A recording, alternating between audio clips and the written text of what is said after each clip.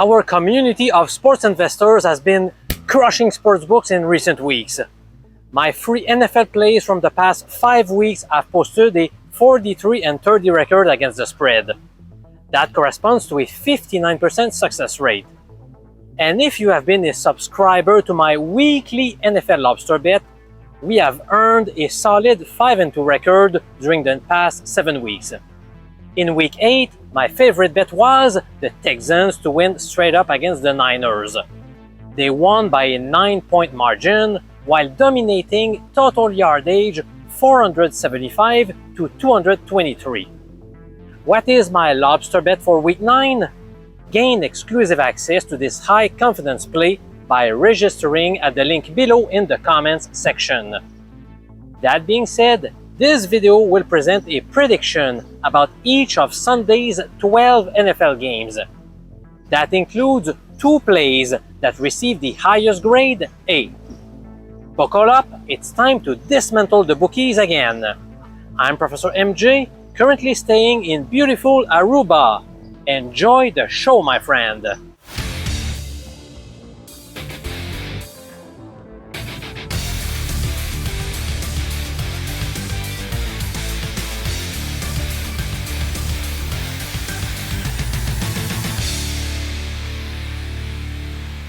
In the Chicago-Cincinnati matchup, I am taking the Bears minus 2.5.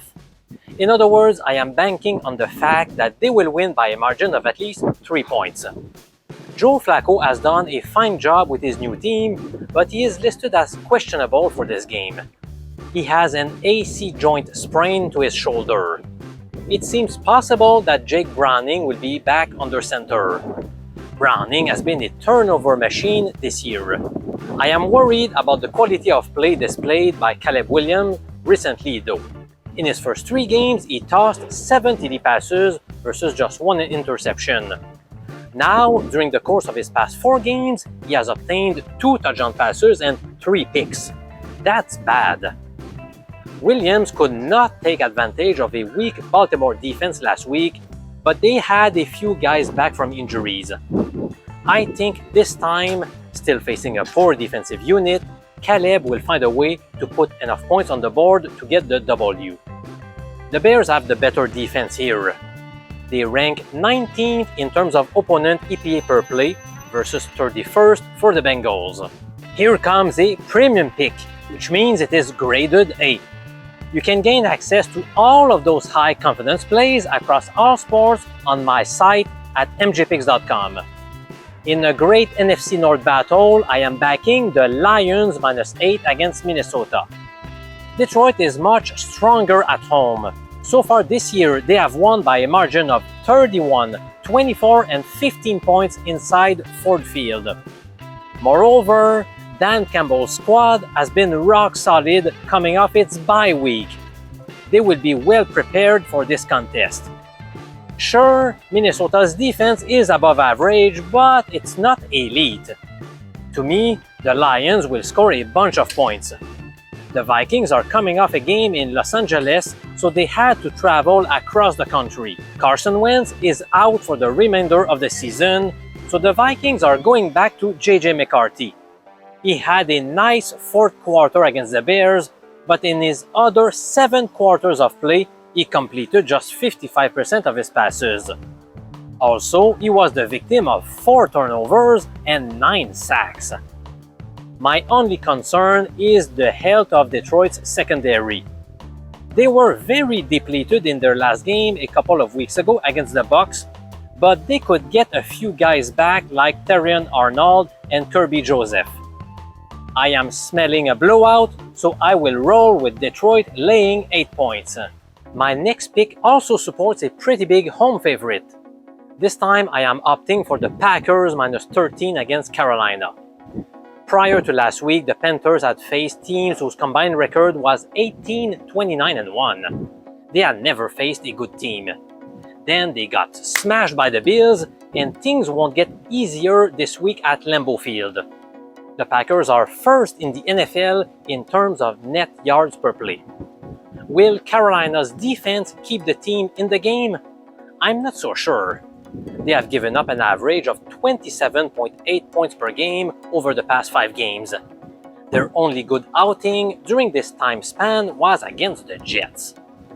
Bryce Young could return after a dreadful performance by Andy Dalton last week, but it won't matter. The Packers will stack the line of scrimmage to stop Dowdle and Hubbard, and they will dare Young to beat them. I believe Green Bay wins big, so I am taking them minus 13 points. But I am rating it as a C because I hate large spreads. Up next, I am betting under 22.5 points in the first half of the Chargers-Titans game. Los Angeles recently got Khalil Mack back on the field, and that has helped a unit that had started to fade. Cam Ward has been showing some signs of improvement in recent weeks, but the offense remains very poor. They will struggle to move the ball against the Chargers defense. Meanwhile, I think Herbert and company will do well, but they may not score a boatload of points early in the game. The crowd will be loud, and the Titans defense will put up a good effort in the first half before possibly collapsing in the second portion of the game. For these reasons, I will go with the first half under in this game. The Falcons are a team that you want to bet when they're underdogs, and you want to fade them when they're favored to win. In short, they can beat the best NFL clubs, but they are susceptible to losing to weaker opponents. Remember how they beat the Bills, but they were hammered 30-0 against the Panthers. This week, Atlanta is squaring off against the red-hot New England Patriots. I believe they have what it takes to keep the game close, so I will take the Falcons plus 5.5. Both Michael Penix and Drake London are expected to be back. They were sorely missed in an awful home loss to the Dolphins. The team may also get their sack leader back, Zach Harrison.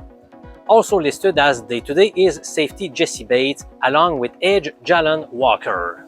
Drake May has been nothing short of spectacular, but he will be up against the team that has given up the fewest passing yards in the league.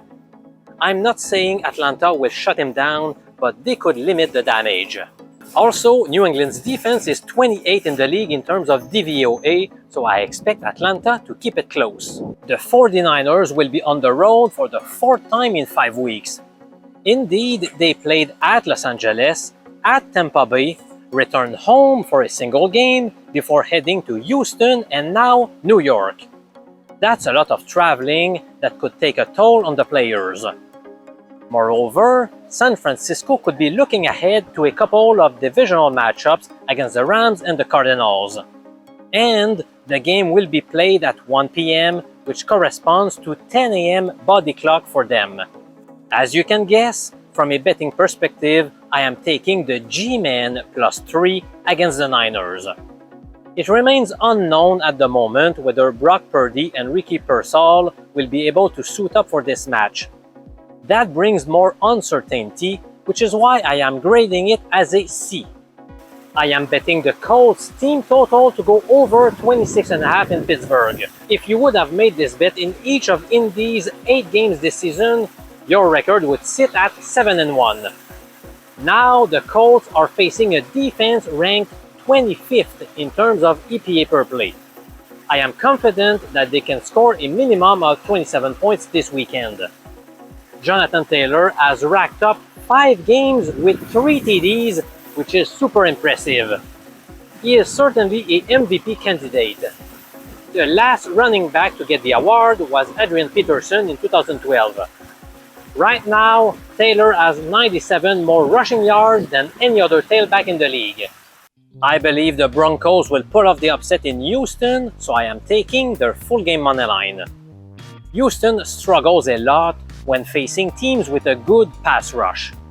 Indeed, they are 0-3 when their opponents record at least 3 sacks against them. Now they will be facing Denver, the team that's leading the league with 36 sacks, whereas the team in second place, the Rams, have only 26. The Broncos are destroying the rest of the league in terms of sacks recorded.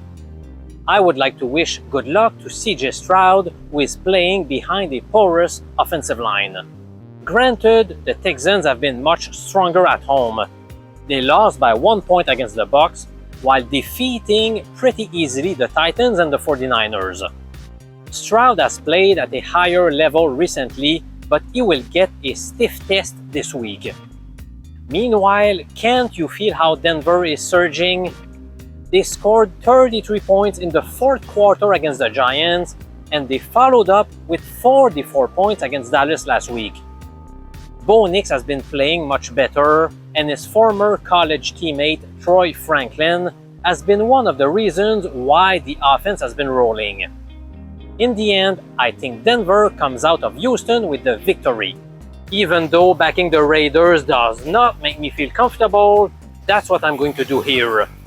More precisely, I am supporting Vegas +3 against Jacksonville.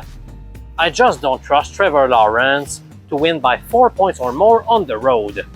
He has the 27th best passer rating. His best wideout, Brian Thomas, has been a big disappointment. He is second in the league with 5 drops, and he appears to avoid contact when trying to catch passes.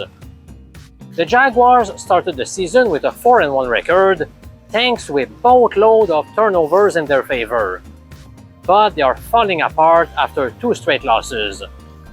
Granted, the Raiders are also fading, but they could get a mental boost from getting Brock Bowers and Jacoby Myers back on the field. This is a good buy low spot after a horrific performance at Kansas City last week, a game in which the Raiders only picked up 3 first downs and 95 total yards. Ouch!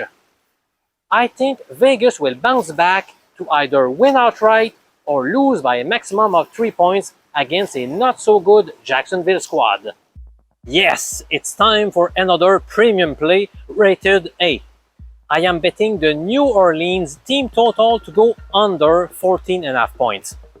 In other words, I feel like they will score a maximum of 14 points against the Rams at SoFi Stadium. Tyler Shaw gets the nod for the Saints. He did not look good at all last week after Spencer Rattler got benched. Also, Alvin Kamara got nicked up.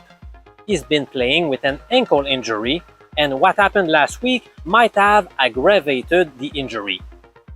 Last week, the Saints had a chance to make a statement against a very depleted Tampa defense, but they fell flat on their face by scoring just 3 points. How are they supposed to score more than 14 points against a very strong Rams defense? They rank 3rd in the league in terms of opponent EPA per play. To top it all off, keep in mind that the Rams are coming off their bye week. They will eat the rookie signal caller alive on Sunday, so let's roll with the Saints team total to go under 14.5 points. It will be a pleasure to watch yet another battle between Patrick Mahomes and Josh Allen. What a treat for NFL fans! The Chiefs have lost 4 in a row against the Bills in the regular season, but I think the trend will end this weekend. For this reason, I am betting the Chiefs full game moneyline at Highmark Stadium. Sure, the Bills have been tough to beat at home, but the receivers cannot get open, and their defense, especially their run defense, has been very suspect. I just don't see how Buffalo will be able to stop Mahomes and company. This is the best we've seen from this KC offense in years, especially with Rashee Rice back in the lineup. They are 3rd in the league in EPA per play, 1 spot higher than the Bills. The defensive tackle position will be a problem for the Bills. Ed Oliver is out. Daquan Jones has missed the past 2 games, and rookie TJ Sanders is on IR. The Chiefs could run the ball efficiently while sprinkling some Mahomes passes if Buffalo stacks the line of scrimmage. To me, KC will get a 6th win across their past 7 games, so I am taking their money line here. It's time to give the Seahawks the respect they deserve. They are the 2nd best team in the NFL in the net yards per play category. Even their special teams have been superb, ranking 1st in DVOA. As you can tell, I am taking Seattle -3 in Washington. Did you know that the Seahawks have won their past 9 games on the road? They will be extra motivated to get to double digits. Sam Darnold owns the 7th best passer rating. Their defense ranks 1st in yards per carry average and 5th in terms of passer rating allowed. It's been very tough to move the ball against that defense in 2025. Historically speaking, taking road favorites off their bye week has been a very lucrative betting strategy. That's precisely the spot that the Seahawks are in right now. To make matters worse for the Commanders, they lose 1 day of rest and preparation after battling the Chiefs last Monday. Another betting angle suggests fading Washington. Based on recent years, betting against teams returning home after losing at least 2 games in a row on the road has been a moneymaker. Jaden Daniels may be back, but it won't matter. Washington's defense has squandered the 4th highest passer rating, so they could be shredded by Seattle.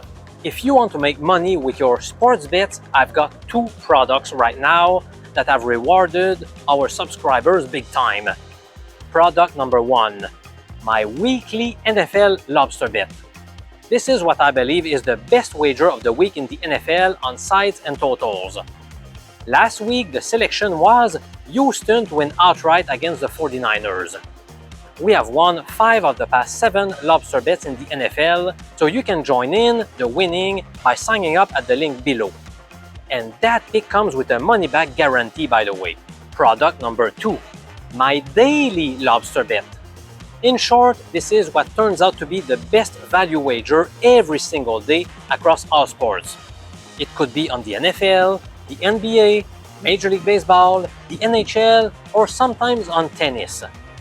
I started sharing my daily lobster bet on April 23rd. Since then, I have provided 189 bets.